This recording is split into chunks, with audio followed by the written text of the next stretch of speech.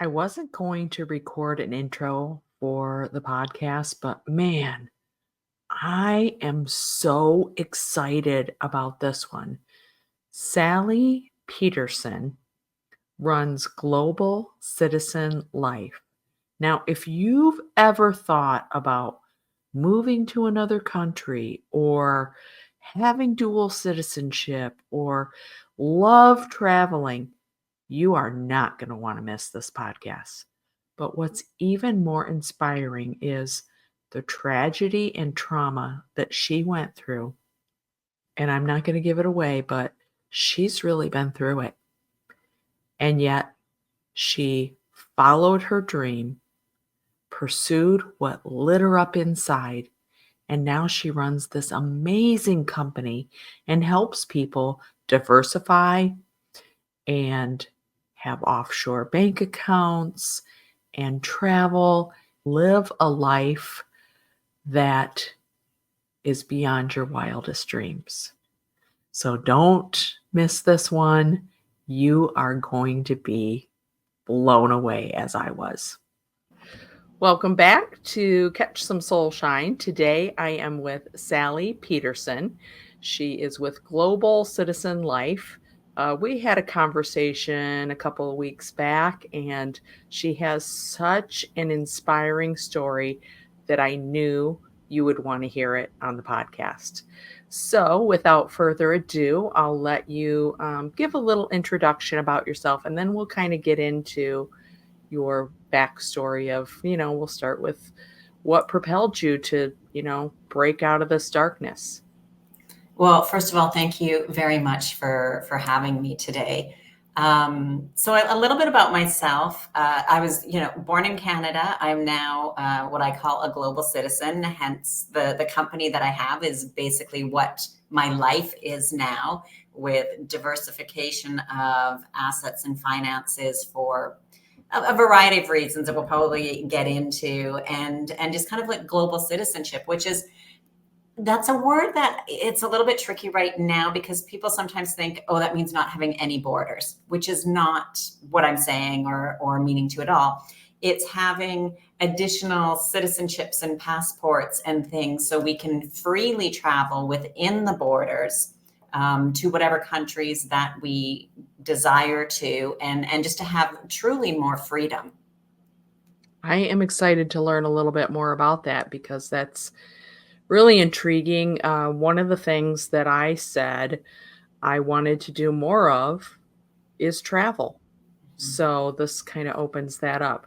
So let's go back to years back, what you were doing with your life for a living, and then, boom, the bottom fell out. And then you had to do some radical changes and shifts in everything. So, yeah, and it's almost kind of happened a few times in my life.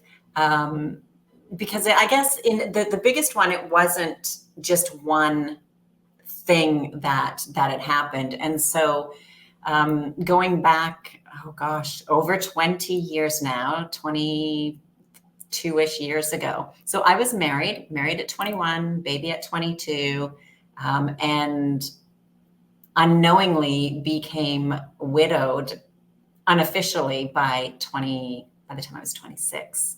And when I say unofficially is because my husband had disappeared.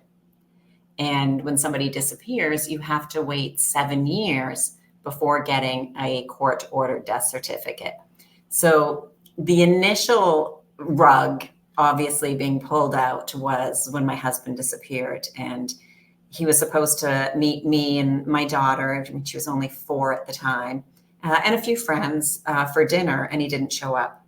And I knew right away something was wrong for him to just not show up.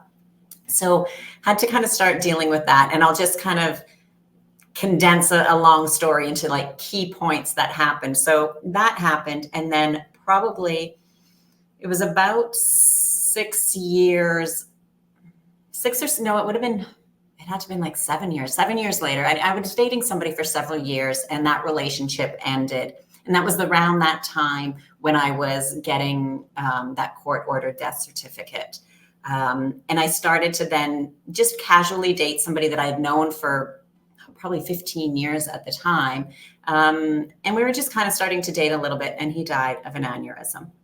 And then I was like, I've just had enough, and I'm going to, just move to the United States, expand my business that I had. It was a safety consulting and training company. So, I thought something that would be fairly easy to expand because the need was there. That was just when occupational health and safety was making a bunch of new rules and things. So my business partner was going to be my business partner. And a few days before leaving, he said, well, I will be your business partner, but I think what we need to do is we need to pretend to be engaged, because then we're, like a solid couple and nobody's going to try to mess with the business. And I'm like, that doesn't make any sense. He says, I'll buy you like a big ring. I'll buy you a house. I'll put your daughter in any private school anywhere in the world. And when she's out of school in 5 years, if you're not happy, I'll give you $2 million and we can part ways and be the end of it. And I thought, I'm not going to lie. There was part of me that was like, $2 million, it's a lot of money. And I just thought, no, like on so many levels, no. It's not fair to my daughter. First, like her father is gone. And then the next relationship that I had, they knew each other quite well. And that ended. The gentleman that I was briefly dating, she didn't know him. And then I thought, to then just go, oh, honey, it's just pretend. We're just pretending for now.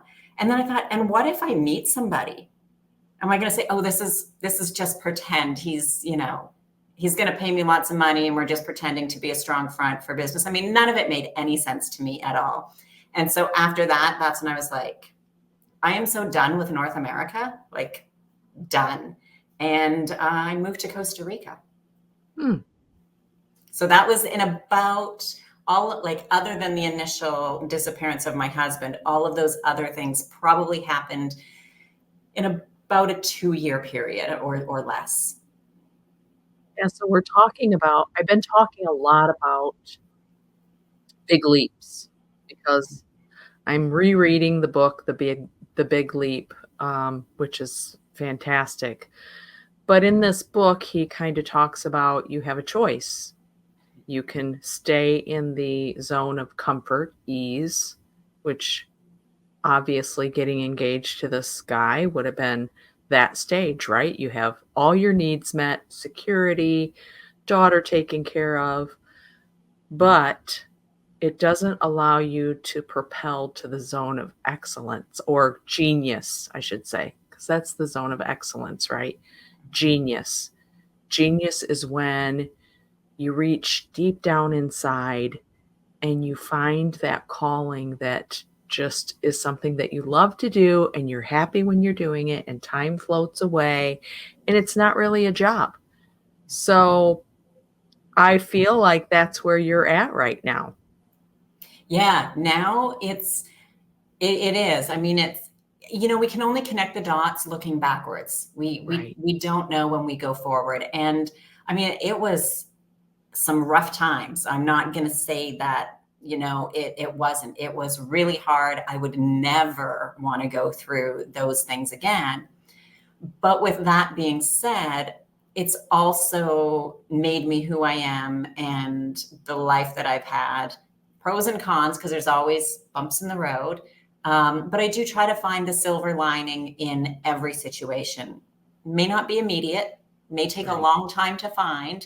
But since then, I've done many things. I've traveled so much.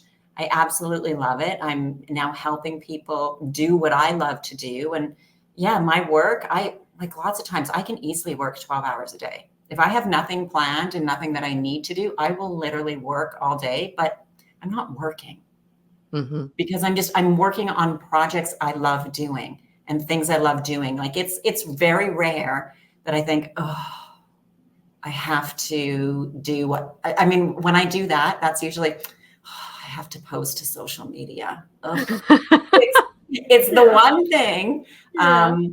It is the one thing that I'm I don't really enjoy much. So I do use some tools and things like that, and repurpose my podcast to do things to post. But there's definitely room for improvement. And so right now I've been looking to hire somebody to be taking over that, because it's not joyful for me. And for somebody Exactly. who loves to do it, I would rather pay somebody who loves to do it and does a great job, than do it myself. But like everything, I'm glad that I've had to do it to now, because I've gotten some knowledge on it. I know it fairly well, even though it does change a lot. Yeah. But at least then I know what to look for to hire somebody, because I know what to do. And I just don't want to do it. It's Right. Well, I was at a business gathering this past weekend working on my vision.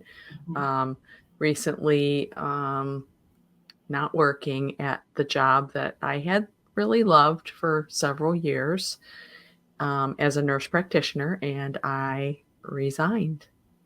So I'm breaching out into new territory, and it's really scary, Mhm. frightening, but my joy comes from helping people through life's darkest moments, and I've used so much and so many tools that they don't talk about, that they don't share. There's traditional counseling.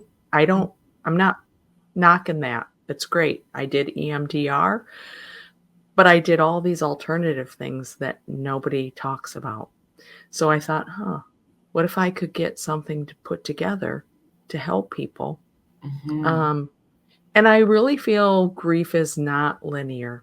It's kind Mhm. of circular, right? Mhm. After 20 years, I'm sure you may have a moment where something gets right here in front of your face and you're brought to tears. That's Yeah. how it is for me. 8 years after Brad died, I'll hear a song and it'll just drop me to tears. But that doesn't mean that's where I live. Right. And tears aren't, they're a catch. Sometimes they're not complete sadness. Right. Right? Sometimes they can be happy tears and joyful and remembering good. Yeah. One of my rituals was, and I still do this to a certain extent, like the shower, when I get in the shower, it like gives me permission to just let it all out Mhm. and rinse it all away. And then I get out of the shower and I feel refreshed in every sense of the word. Yeah. So, It's one thing in a different way that I do, because I travel a lot, and I mean sometimes a ridiculous amount, that it just becomes too much, and I'm by myself often, a lot. And so there are times, and I've said to other people to allow it, it's what I call having a pity party. And it's when I'm by myself, and it's weird, it just kind of hits out of nowhere. I can be having a great day, and then in the evening time, for whatever reason, it just kind of hits me that I have no friends. My life is terrible. Like, and it's not. And I do have friends, but it's just this thing for wherever it comes from, kind of comes over. And, I get that bit of loneliness. And I used to like push it off and say, no, you have lots of friends. They're just spread out all over the world. And you've traveled to many places, and like all the good things that I've been fortunate to do. And I would try to push it off. And then I found like it just keeps lingering for a longer period of time. So I now have what I call a pity party. When I feel that way, I will go and either like, and it varies. I get a bottle of wine or whatever alcohol beverage that I feel like, and I'll get either like pizza or potato chips or chocolate, or sometimes I just buy all of it. And I sit at home and I eat whatever I want. I don't eat all of it if I buy all of it, but I will yeah. have like whatever junk food I want. I will drink if I want. I will watch, if I want to watch sad movies and just cry, I'll do that. But then every time when I wake up the next morning, it's like pity party's over. It's just Mhm. that few hours, that moment. And it does make me feel better after, because it's like what you said, it's like a release of whatever. And how it comes on, why, I don't know. But, and I think too, people get lonely even if you live in your home country, if you've been in your same city. I mean, it's not just because I'm traveling and I'm somewhere else. It just happens to everybody. So I think it's just a way of us just dealing with whatever is going on in our life. And it doesn't have to be massive things. And it's just a way to be like, it's okay. I'm just going to, I call it even self-care for myself. It's like, Mhm. even though it's not like the healthiest, but it doesn't happen often because I just have that pity party. It's for a few hours generally, because it usually kind of comes on sometime in the evening. And all the time when I just decided that's what it was and named it and just said, then that's what I'm going to do, I always feel great the next day. I love that you named it, and it juggled this memory in my mind. When my husband and I were first married, we would have, like, little snack nights, and he'd say, "Pop-a-day-ba-dee," and I'm like, "Pop-a-day-ba-dee? What the heck is that?" He's called it that since he was little. Pop, potato chips, and dip. Oh, Pop-a-day-ba-dee. So now it's like my whole family, "Hey, let's do some pop-a-day-ba-dee." It's nice. just kind of fun to name Yeah, those things. Yeah. absolutely. So when you decided that okay, so you had this you had a lot of little traumas, I would say, and Hmm. then you just decided, I'm taking the leap. I'm going Yep. to do this business." How did that start for you? What did that entail? Well, I guess initially, first, the big leap really was the move abroad, moving to Costa Rica. And then I was like, what am I going to do? Because I can't, I mean, yeah, safety, the way it is in Canada, it was not a thing in Costa Rica. And I mean, opening a business and getting residency, all that would have taken a lot more time. So I did think, what am I going to do now? And I started writing because I thought I've been in the health and safety industry for, it was probably about 10 or 10 years by then, teaching first aid CPR. I was trained as an emergency medical technician. And so I just thought, well, I'm just going to write about what I know. Like, I know about diabetes and heart disease and seizures and just all the things that I taught in class. And so I started making just these very small books, probably, 100 pages kind of thing, and about the different illnesses and things, and self-published all of them and started writing. And I still had the training part of my company. So even though I left Canada, I still went back and would do a bunch of training because my clients, thank goodness, they loved me, and would wait. And I would go back several times a year and we would hold classes and I would do that. And then kind of the next leap was my daughter wanted to go back to Canada. She's like, I don't like Costa Rica. I want to go back to Canada. I'm like, oh, so, and she was of legal age to do so. And I said, okay. So then I became an empty nester and turned 40 in the same year. I mean, not far apart from each other. And then I was like, oh, now what? And then I thought, well, I want to travel. I love traveling. How can I do it? And then I thought, well, instead of writing with the health and safety, I can transition that into travel writing, and then started travel writing.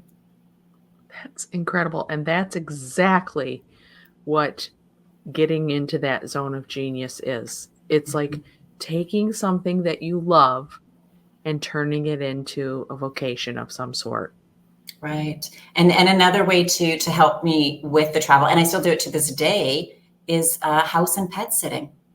I have gone to, I would say at least 10 countries, probably even more, in the last, it's been 9 years since I've been doing it. So quite a while, but multiple countries, countless cities, of pet sitting, which worked well because then with the travel writing, if I got a pet sit in whatever city I was in, I'm discovering it. And then I could write about that destination. And sometimes there were places that I never would have really thought of going.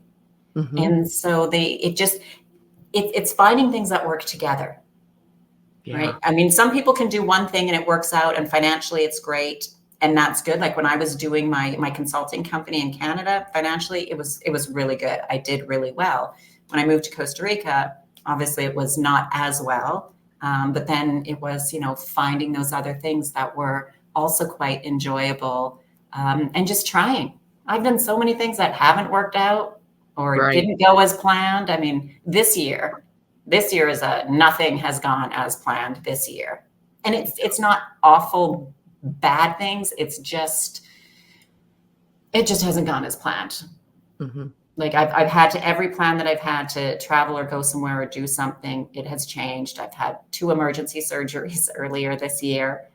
So that obviously wasn't planned, but they went well, and doctors were great and people are great. And it's just, as I say too, it's rolling with the punches, because Mm-hmm. that's And what, maybe it's just a way of your body saying, slow down a little bit. We're going to keep you slow a little bit. maybe I because I'm try. not slow. Yeah. I try to look at things as these are happening for me, not to me. Right. Yeah. Everything's happening for me. And sometimes when you're in the thick of it, it's really hard to see that. But Mhm. Mhm. like you said, looking back, it's always easy to connect. It's so much easier to connect the dots than it is looking forward. But that's why I started this little journal project, because Mm. I've been a journaler my whole life. And that's one of the many things that I did to help me through the darkness is journal. But then I started doing this experiment with my mentor, Jessica Hughes, and she calls it the Write It Real. So then I started making a little journal prompt for people that are in my community about writing things the way you want them to be, Okay. thinking about things.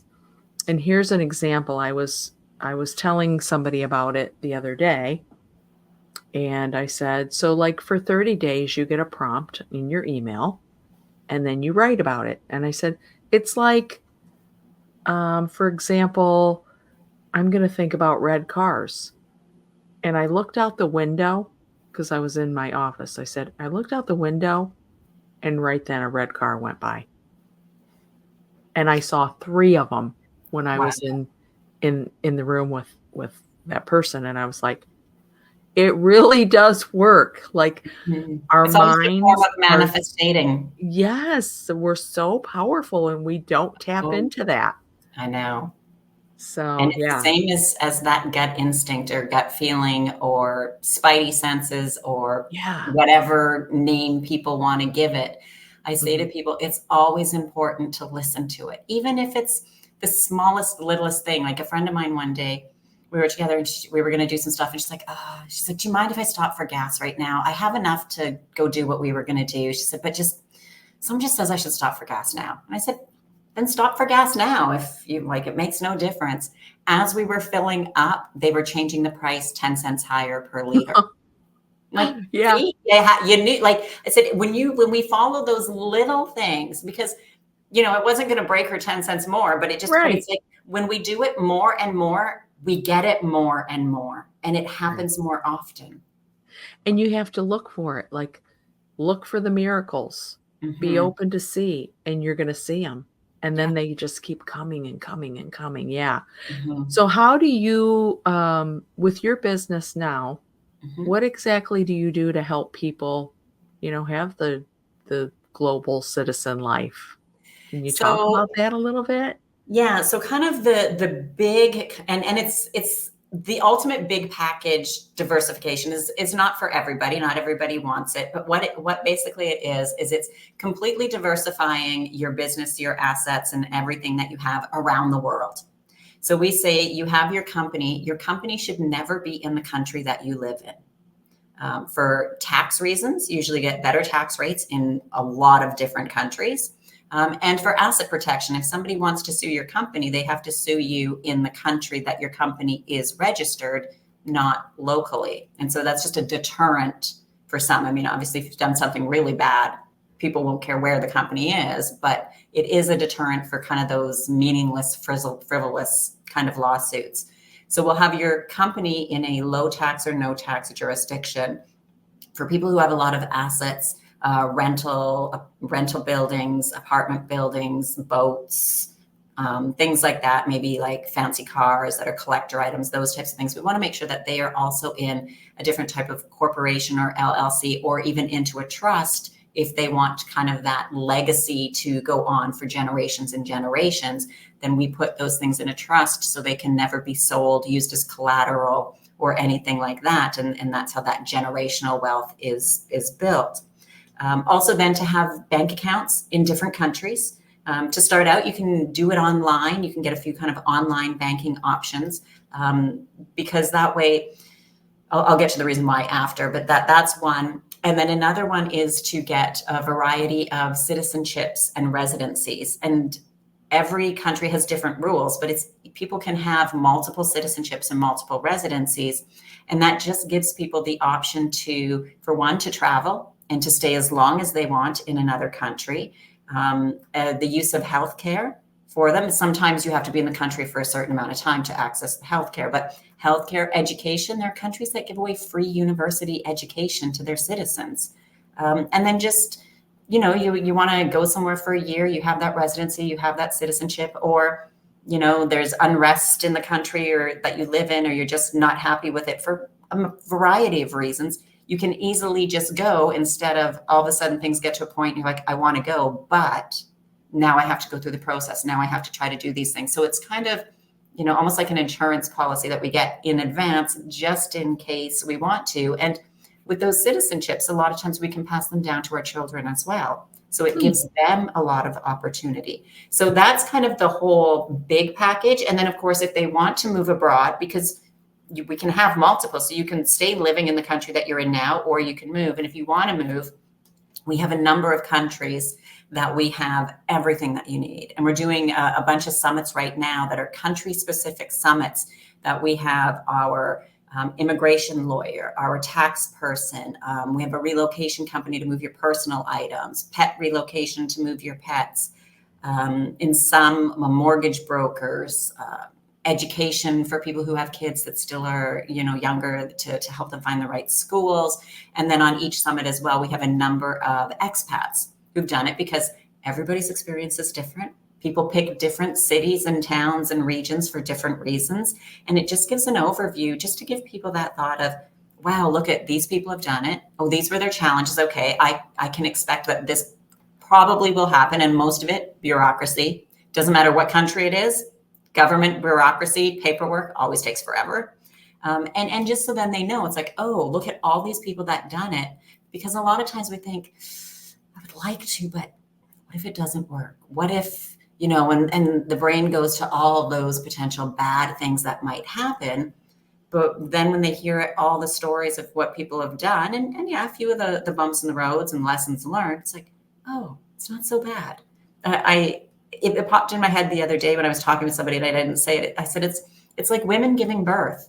It is so painful to give birth that at the moment we're thinking like, why would we do this? And then after we forget about it, and many do it again and again and again. So it's kind of, even though there were some struggles or some bumps in the roads or things that took longer and were a bit frustrating, by the time you get that citizenship residency or you move there, you're just like, oh, it's so wonderful to be here. You kind of forget about just that tiny moment in time, because really in the span of life, just having those extra paperwork, patience dealing with paperwork and documentation is important. And so that's kind of the big picture of everything we do to help people. And some people, if they're retiring, then they're not into that diversifying and having all that stuff. So we just help them move. And often I say to people, like, and I don't say it to sound rude, but I don't care where you live. And because I truly don't. What I care about is you pick the right place for you to thrive.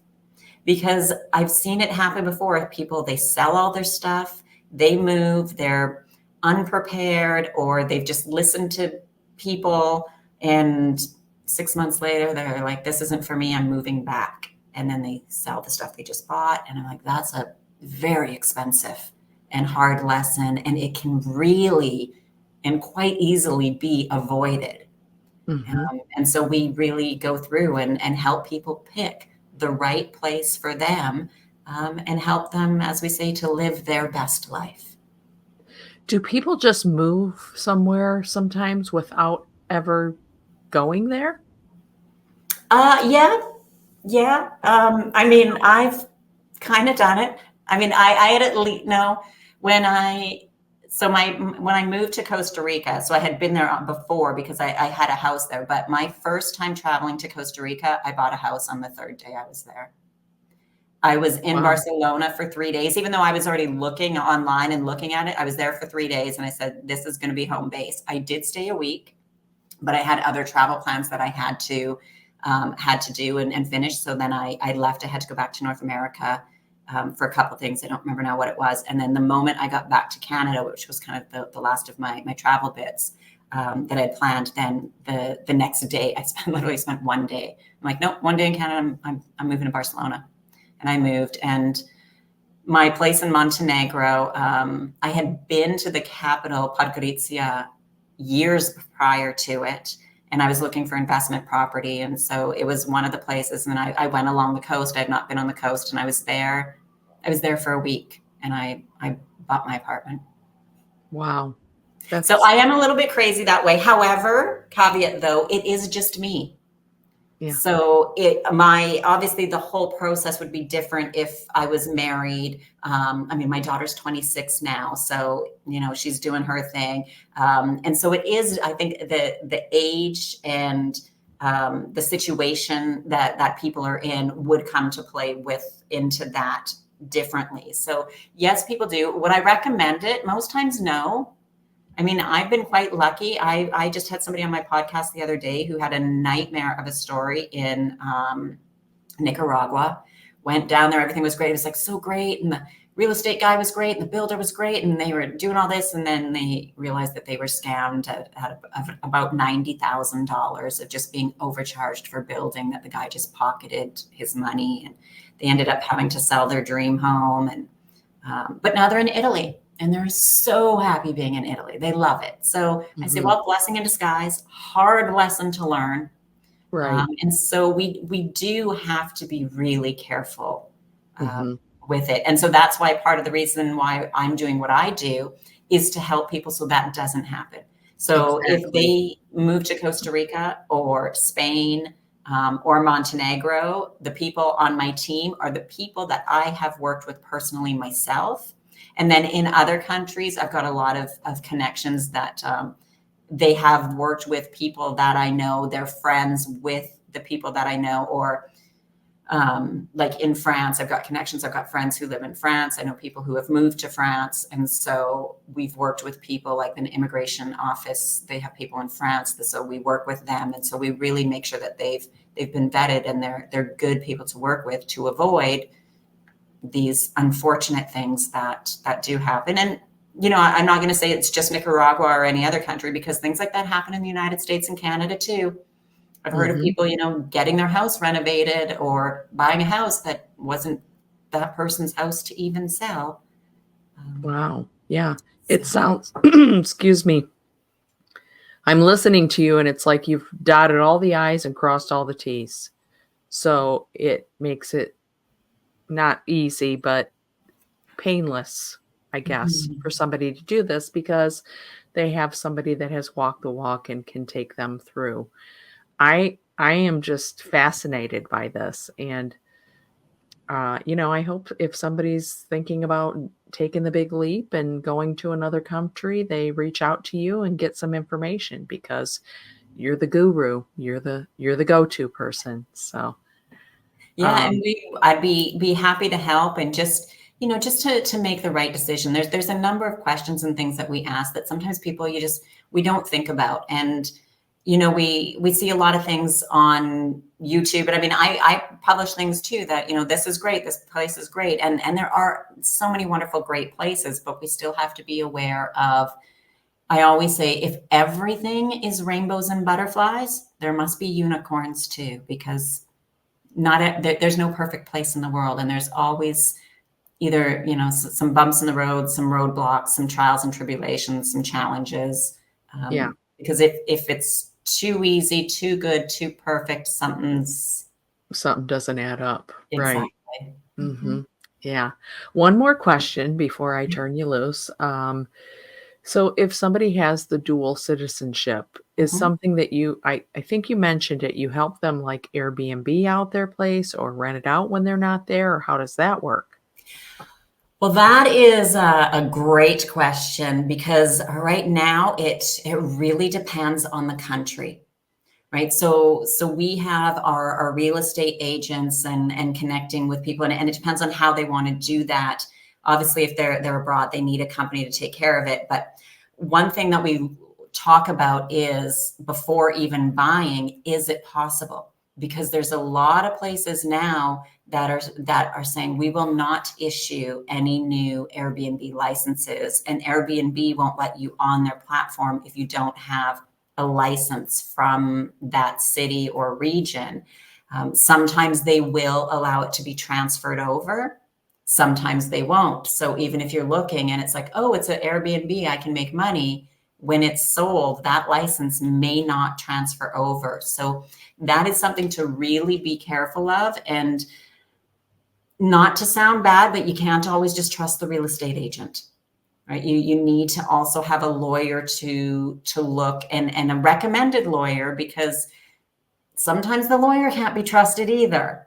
They might know the person that's selling and they're getting a bit of a kickback and they just want it to be sold. And for a realtor, I mean, sometimes they may not know.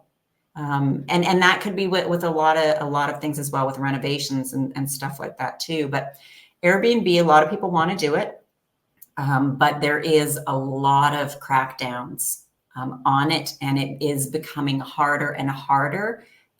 So that's for the short term though. But if people, if they're looking to even to potentially use Airbnb, but they're wanting to rent for 30 days or more, then generally that's easier for those, what they would consider more of a midterm rental, not really like the vacation rental, but, and it can happen. Let's just talk Europe, for example.